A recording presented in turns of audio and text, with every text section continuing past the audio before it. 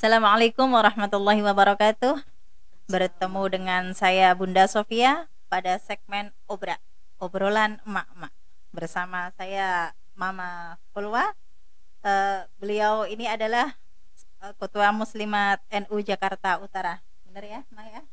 Apa kabar, Ma? Alhamdulillah baik. Gimana Bunda Sofia? Alhamdulillah sehat. Alhamdulillah. Oke, kali ini kita akan berbincang-bincang dengan tema ibu rumah tangga yang tangguh di masa pandemi. Iya. Seperti yang kita tahu, pandemi ini kan sudah berlangsung hampir 2 tahun ya, Mbak. Betul ya? Bunda Sofia. Dan itu sangat berpengaruh pada seluruh sektor kehidupan ya. Iya. Termasuk dalam rumah tangga ini ya. Pastinya. Apa sih yang harus kita lakukan untuk bisa membantu suami dalam mencari nafkah? Iya. Menarik sekali temanya ini Bunda Sofia. Iya. Bagaimana kita menjadi ibu ibu tangguh yang di tangguh masa ya. pandemi.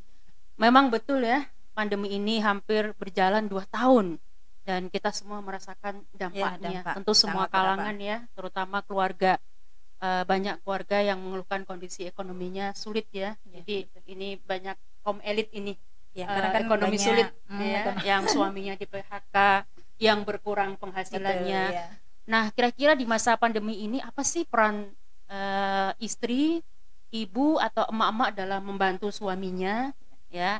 Yang pertama, dalam Islam gitu ya, kita diajarkan sebuah prinsip bagaimana rumah tangga itu prinsipnya suami istri itu adalah saling menolong, saling membantu satu sama lain. Dalam Al-Qur'an surat At-Taubah ayat 71, Allah Subhanahu wa taala berfirman ya. Al-mu'minuna wal mu'minatu ba'dhuhum awliya'u ba'd. Ya. Jadi mukmin laki-laki, mukmin perempuan itu saling menolong satu sama lain. Dalam hadis Nabi juga disebutkan innaman nisa'u syaqa'iqur rijal. Ini innaman nisa'u syaqa'iqur rijal. Ini hadis ini menarik karena memang belum populer sebenarnya di tengah-tengah masyarakat. Bahwasanya seorang istri, seorang perempuan itu adalah mitra, partner bagi kaum laki-laki, partner bagi istrinya.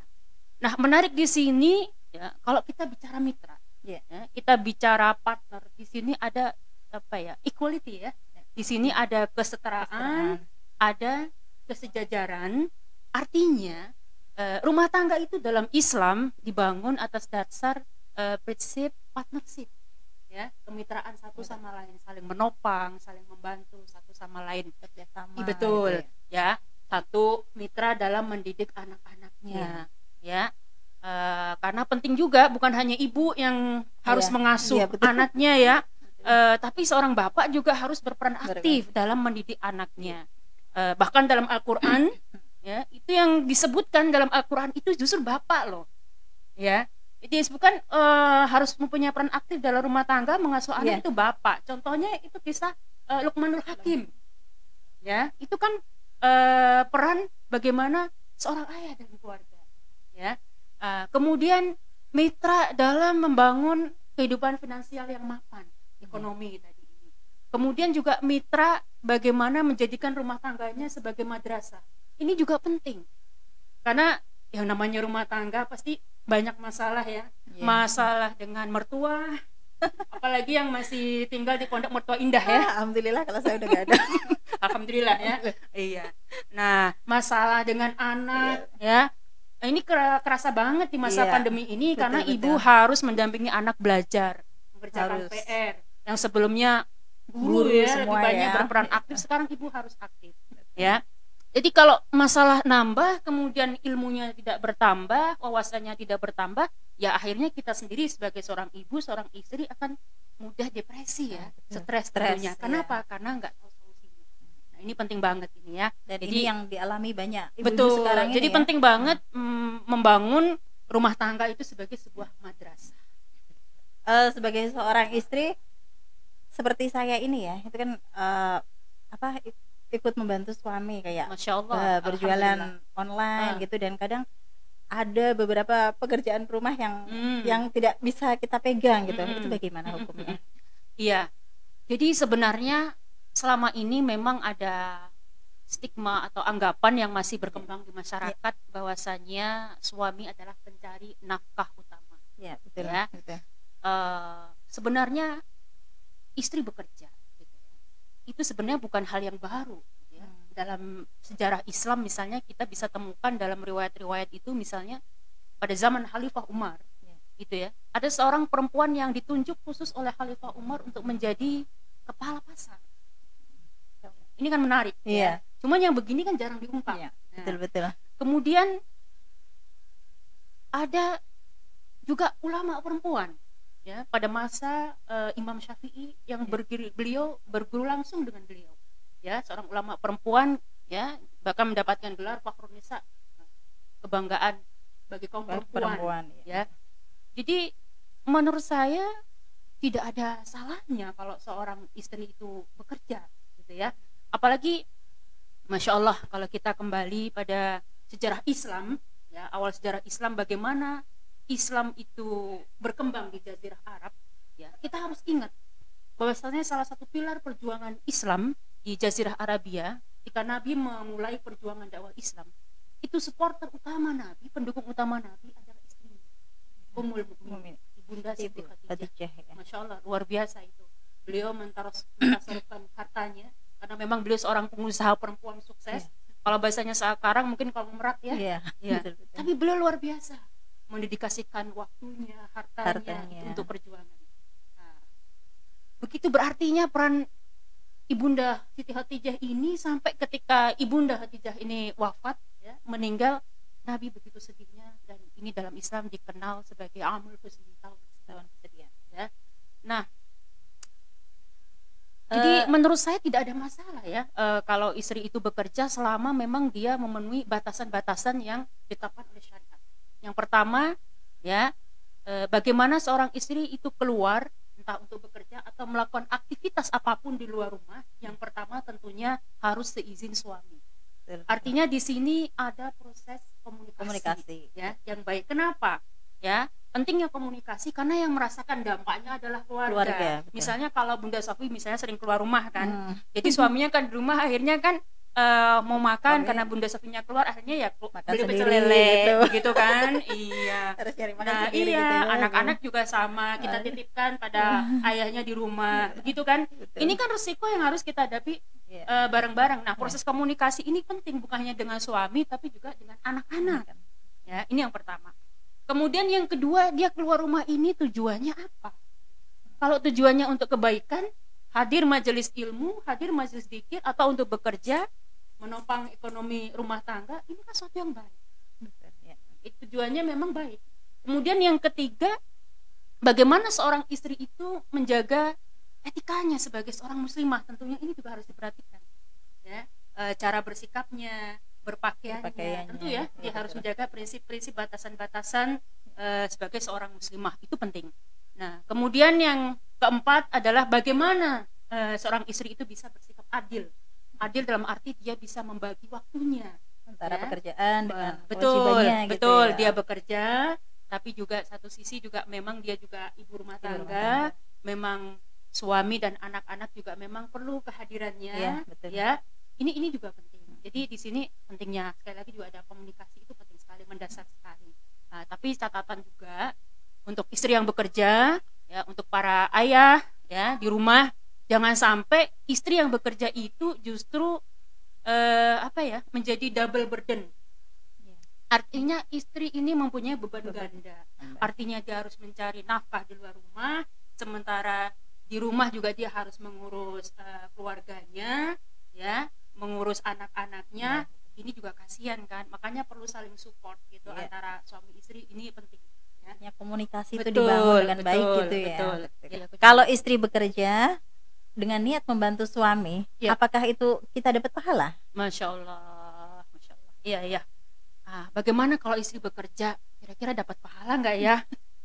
Masya Allah. Ya, jadi prinsipnya sekali lagi, rumah tangga itu kan dibangun atas prinsip ibadah. Ya, jadi apapun yang kita kerjakan itu kita niatkan untuk mencari ridhonya Allah Subhanahu wa Ta'ala. Ya, ada satu hadis ya, kullu ma'rufin sedekah. Setiap perbuatan baik itu bernilai sedekah. Nah, menyingkirkan duri, paku di tengah jalan saja itu bernilai ibadah, itu menjadi sedekah. Apalagi seorang suami, seorang istri ya, yang betul. bekerja untuk membantu suaminya. Masya Allah, itu luar biasa menurut saya ya. Ya, apalagi kalau kita nominalkan itu, Masya Allah, nggak usah bekerja di luar rumah misalnya. Di rumah sekalipun istri mensupport suami itu, Masya Allah. Contoh misalnya begini, ini sebenarnya ada satu kebiasaan yang menurut saya baik ya. Ini saking baiknya ibu-ibu di rumah tangga di Indonesia, saking baiknya emak-emak di Indonesia, itu saking baiknya itu semua pekerjaan rumah tangga dikerjakan sendiri, yang nyuci baju, yang gosok, borongan lah pokoknya. Padahal itu sebenarnya itu bukan kewajiban utama seorang istri. Ya, betul. Karena kewajiban utama seorang istri adalah mengurus suami dan anak-anaknya. Tapi istri berbaik hati ya mengerjakan pekerjaan rumah tangga ya. Nah, ini kalau kita nominalkan berapa coba Bunda Sofi? Misalnya ngasuh anak ya. Mengasuh anak kalau kita harus pakai babysitter. Itu berapa nanti coba? 3 juta dapat enggak ya? Enggak ternilai kalau ya? Masya Allah. Belum lagi pekerjaan rumah tangga ya, yang nyapu ya, cuci baju gosok. Ini kalau kita nominalkan berapa nilainya? Jadi ini sedekah yang luar biasa sebenarnya bagi seorang istri ya. Ini.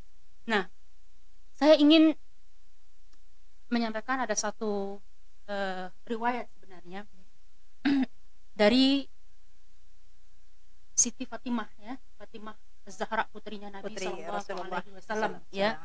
Jadi Siti Fatimah ini suaminya kita tahu kan Sayyidina Ali. Memang secara ekonomi itu tidak berkecukupan gitu ya, biasa-biasa saja. Maka sebagai seorang istri, Siti Fatimah ini harus mengerjakan pekerjaan rumah tangga sendirian, membantu suaminya, termasuk misalnya mengolah gandum, membuat roti gitu ya, bekerja itu sampai tangannya itu lecet-lecet ya. Gitu ya. Nah, kemudian Siti Fatimah ini datang kepada Nabi ya. Niatnya menyampaikan keadaannya ya. Barangkali sang ayahanda bisa membantu ya. Nah, Nabi mungkin bisa saja pada waktu itu menawarkan seorang asisten rumah tangga kepada putrinya Fatimah gitu kan. Tapi apa yang dikatakan? Wahai Fatimah ya, kalau kamu mau aku membantumu dengan seorang asisten rumah tangga, aku bisa berikan. Tapi kalau kamu mau, aku bisa berikan sesuatu yang lebih baik daripada sekedar asisten rumah tangga. Wahai Fatimah, kata Nabi, kalau kamu mau, aku ada amalan yang luar biasa ya.